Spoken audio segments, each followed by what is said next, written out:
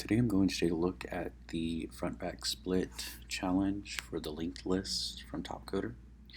What I first did is I started by creating a simple node class, just access to the value and the next on the node, and I created the toString output for that node. I've just created the output with the symbols between the linked lists and the null at the end. Now I did use null to maintain the format posted on the challenge itself, but of course with Ruby this should be nil, but again, because I'm using that format, I just left it as null. Next, let's go ahead and take a look at the main file itself. Now this was quite a build for the front-back split. First thing I did is I require relative to that node file. Just didn't want to build the class on the file, kind of keep things separate. And then my main method here does that front-back split. Now the first thing that it does is it tests for the edge cases where the values are nil. Now these are supposed to throw argument errors or raise an error if these things should happen. So if the source, front, or back is nil, it will raise an argument error that says throw an error if source, front, and back lists are null. Again, this is what the test requested for us to use, but I think typically building this out, I would say something like front, back, and nil values are, front, back, and maybe something like source, front, and back values are nil.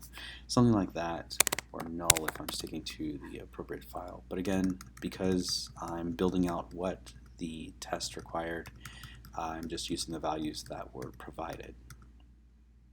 So here, throw an error if source, front, and back lists are null. If the source is null, so those are if all of these values are null. Then we're testing for individual values being null. So if the source is nil, it will throw error should be thrown if source is null. Front is nil, error should be thrown if front is null. Back is nil, error should be thrown if back is null. Again, as per the requirements for the build for this.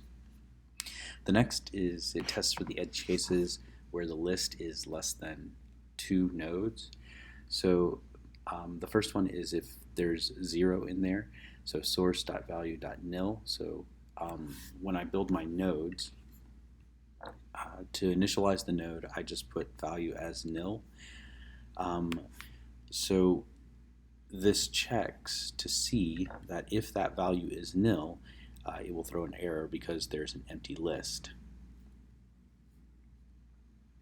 And then if the size is equal to 1, and I built out the size method for this, if size of the source is 1, then it will raise the error that says source only has 1 node. Okay, so those are the edge cases that I was supposed to test for. Beyond that, I create pointers to the places within the linked list so that I can start iterating over that linked list from these specific pointers. The front doesn't need a pointer per se because that will always be what the source node is. So I didn't create a pointer to the front, I created a pointer to the back, and this will just take the midpoint of the linked list and go +1 and then iterate over the remaining nodes in the linked list. Then I create a front list, so this is just a list of those nodes from source to mid. Then a back list is the list from mid +1 to the end of the list. And then I return an array of the required string for the tests. So the front string should say front should be, and then the front list should be printed out, and back should be back list printed out for those tests in the spec file, which we'll go over shortly. So when I get the back pointer, I created a method called getBackPointer, and again, it just identifies the starting node for the back end of the list. So I set current equal to source, then the count is equal to 0. Then I find the size of the linked list by using the size method, which I'll talk about shortly. Then I get the midpoint, and the midpoint count is, if the size is odd, it's just going to be size divided by 2.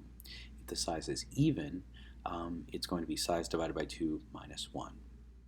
So if I have 6 nodes, or if I have 5 nodes, then my midpoint is going to be 2, so I have node 0, node 1, and node 2.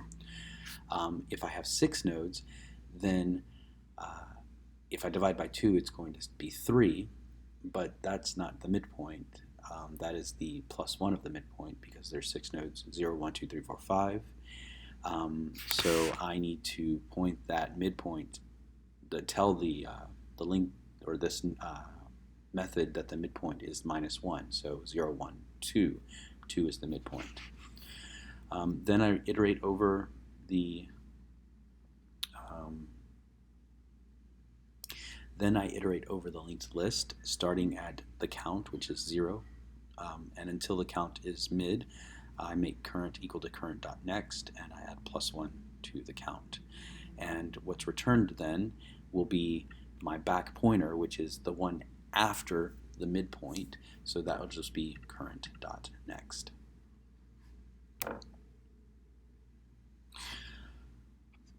Okay. Next, I go ahead and find the size of the linked list. This is a simple size method. It takes in the source, and it simply makes the current equal to source, size equal to 0, iterates over the linked list until, by calling the next value on each node until the current node is nil, and adds 1 to the size, then returns the size value after it's completed. The next method is actually called in our main method, and this is the front method. Now the front takes the source and the back pointer, so it takes the front pointer and back pointer, again just being explicit with my variable names. So from front pointer to back pointer, that's going to be where my front list is located. So again, set current to equal to front pointer. I'm going to create an array called front list. Now the reason I do this is because for the RSpec, I needed to build out a method that would create a list from an array anyway. So I'm using that build list from array method to actually build a new linked list that is just that front list. So I create an array called front list, and then I start iterating over the linked list until I get to the back pointer. So front list is I'm going to shovel the current value into the front list, and then iterate to the next node. Then at the end, I'm going to return a build list from array of that front list.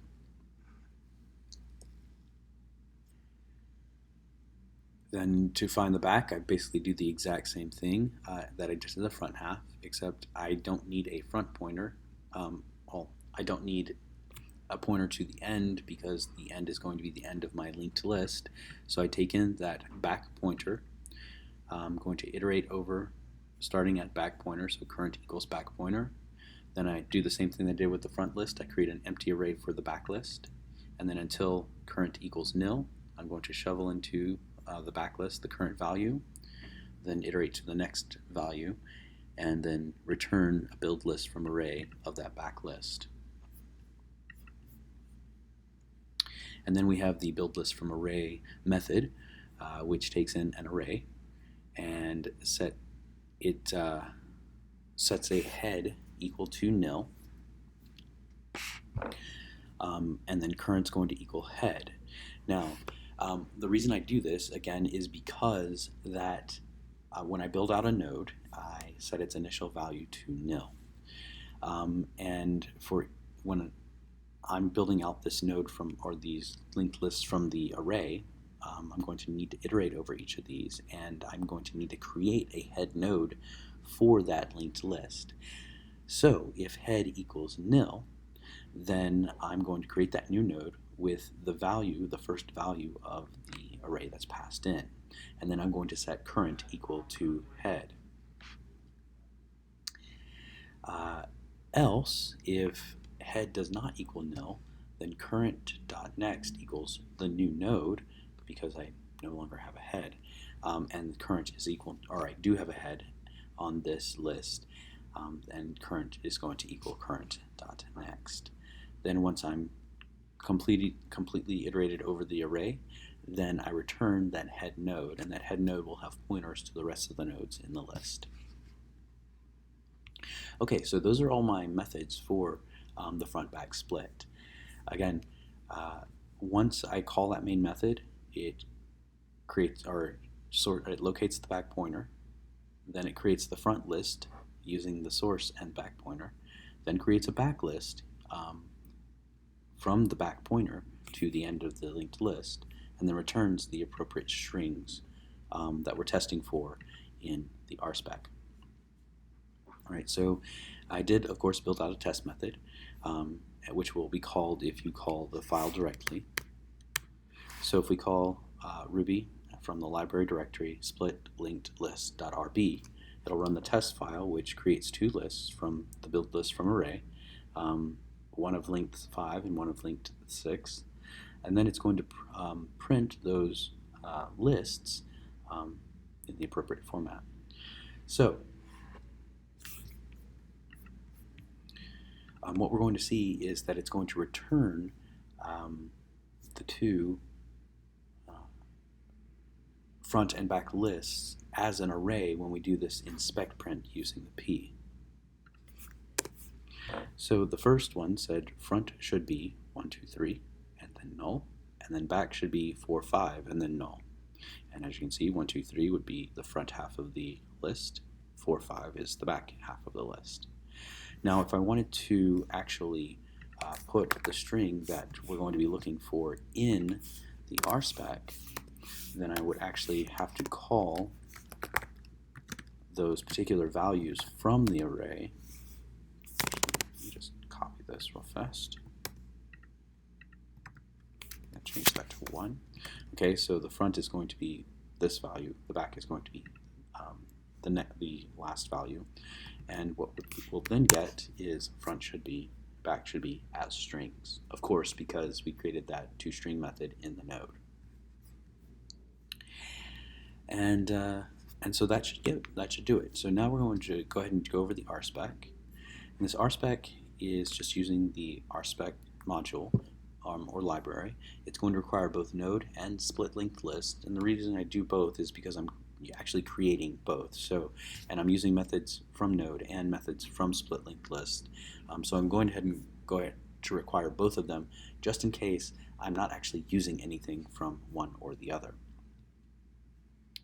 Okay, so I'm going to describe these out. Now the test methods that I've built, this should be actually the test lists that I built, simply create those build 1, 2, build 1, 2, 3, those particularly named methods in the test file that was given in the JS test file. Now the reason I did this is because why would I want to create 4 or 5 or 100 different methods when I have the build list from array method here? So then I can just set this to a build list using the values that would be passed into the build 1, 2 or 1, 2, 3, etc. So I went ahead and created them as variables in this testing file. Okay, so the first test then tests for should it handle all null arguments, and this is the edge cases that we're looking at where the values are nil that are passed in. So expect front back split nil nil nil to raise an error, and it's going to throw the error that we were particularly looking for. The next one handles where one of the arguments are nil, and it will handle those specifically with the appropriate response. Then it's going to handle of length list 0, or an empty list, or 1. Sorry, I have some formatting errors that I'm going to take care of. And so it tests the front-back split where there is all new nodes and there's nothing in those nodes. So it's going to throw an error because the source should not be an empty node. Then front-back split where the source has a value of 1, so I create a new node. So again, it's just a simple node that has a value of 1 and the other values are there. Then it's going to raise an error that the source needs more than one node. Finally, it should be able to handle a list of length 2. So because I'm maintaining that format in the JS test file, I do create a front and back node just so it's very clear what we're doing right here. And I wanted to try to make these test methods as small as I possibly could, or character-wise, because they do run over, but they're much easier to read all in one line, and it can get kind of hinky and really weird looking if these test methods aren't all on one line. So I did extend it past that 80 character mark, but they're kind of clear as long as you're using a full screen. If you have wrap, you can actually see it kind of still gets kind of messy, but still I think it's clearer than trying to break this apart into various subunits. So it did call front and create front and backs, and they're just new nodes, and I'm going to call that for each of these test methods. I'm going to do this because if I tried to put it in the before, it would mess up the other, or these two tests, or these edge case tests. So I'm actually having to call it before each of these. Handles links 2 should give me return 1 and then null, and 2 and null. Link 3, and we've basically seen these with the test method that I built out in the main file. So we can just actually see that each of these works. So let's go ahead and clear the screen real fast and run that rspec. Now because I have it built locally, I can actually just type rspec and it should run. So you can see all the tests pass. However, if it's not built locally, you may have to do bundle exec rspec, go into the spec directory and call front back split spec.rb. And again, you see the 8 examples all ran and they all passed. If there are any questions, please feel free to ask them in the forum, and I'll answer them as best I can. Thank you.